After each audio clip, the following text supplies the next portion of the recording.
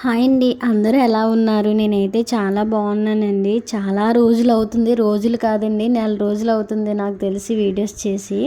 Videos పెట్టినప్పుడు కంటిన్యూగా పెడతామండి. ఎప్పుడైతే ఆగిపోతుందో ఇంక అప్పటి నుంచి పెట్టడం చాలా కష్టమవుతుంది.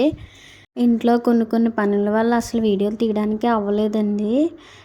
ఈరోజు వచ్చేసి క్లైమేట్ అయితే చల్లగా అయితే ఉందండి. వేడిగా ఉప్మా అయితే చేశానండి. ఆ ఉప్మా వచ్చేసి ఏంటంటే మనం బియ్యం ఆడిస్తాం కదండీ! ఆడించిన తర్వాత నూకలుగా వస్తుంది కదండీ! వాటితో అయితే ఉప్మా అయితే చేశానండి. చాలా బాగుంటుంది చేసుకుంటే.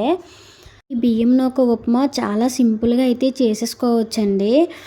ఈ నూక ఉప్మా చేసుకునేటప్పుడు మనం కళాయి లాంటిది పెట్టుకోకూడదండి. అలాంటప్పుడు సరిగా రాదు ఉప్మా అనేసిది. కొంచెం లోతు గిన్నె లాంటిది పెట్టుకొని చేసుకుంటే ఉప్మా అనేది బాగా ఉడుకుతుందండి. బాగుంటుంది కూడా. ఈ ఉప్మాకు కావాల్సింది ఏంటంటే మనం మామూలుగా నార్మల్‌గా ఎలా ఉప్మా చేసుకుంటామో అలాగే మనకి నచ్చినవన్నీ వేసుకోవచ్చండి. నేనైతే ఏమీ వేయనండి. ఓన్లీ పచ్చిమిర్చి, శనగపప్పు, మినపప్పు, జీలకర్ర, కరివేపాకు, అల్లం ముక్కలు అవే వేస్తానండి. ఇంక నేను ఎటువంటివి కూడా వేయను. టమాటీ కూడా వేయను అసలు. కొంతమంది వచ్చేసి టమాటీ అయితే వేసుకుంటారండి. టమాటీ వేసుకున్నా సరే బాగానే ఉంటుంది. ముందుగా అయితే మనం నూనె అయితే వేసుకోవాలండి. ఆ తర్వాత ఉల్లిపాయ, పచ్చిమిర్చి, అల్లం ముక్కలు, పోపు దినుసులు వంటివి వేసుకొని దోరగా అయితే వేపుకోవాలండి.